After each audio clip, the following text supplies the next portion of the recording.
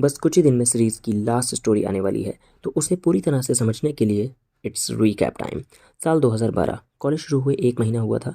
मारिया ने एडमिशन लिया। वो सुपर कंजर्वेटिव और थोड़ी वियर्ड थी। वो ऐसी क्यों थी, उसने अपने दोस्तों रीना और सना को बताया। वो पहले मुरादाबाद में रहती थी।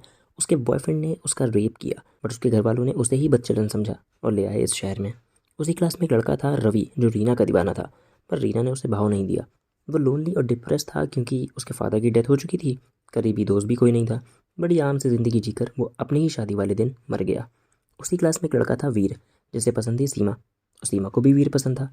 पर वीर को था कमिटमेंट का फोबिया। तो बस सीमा ने वीर को छोड़कर ध्रुव को अपना बॉयफ्रेंड बना लिया। ध्रुव ने कॉलेज पूरा किया, बिजनेस किया, पर शादी नहीं की। बस यूं ही नहीं की, पर एक लड़का अडॉप्ट किया।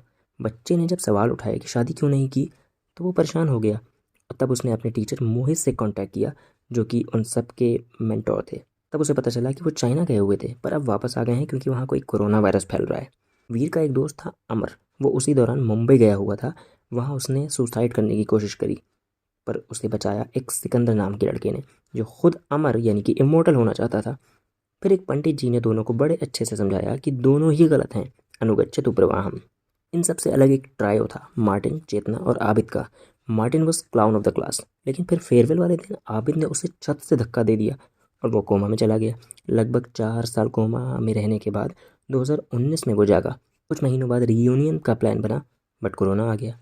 इस क्लास में ऑलमोस्ट सबके साथ हुई बुरी चीज़ों में डायरेक्टली या इनडायरेक्टली आबिद का हाथ था। पर जब वो एक एक्सीडेंट के बाद हॉस्पिटल में होता है, तो उसके पास उसका क्लासमेट शिराज आता है और वो उसे बताता है कि उसके क्लास वालों की स्टोरी उसने लिखी है।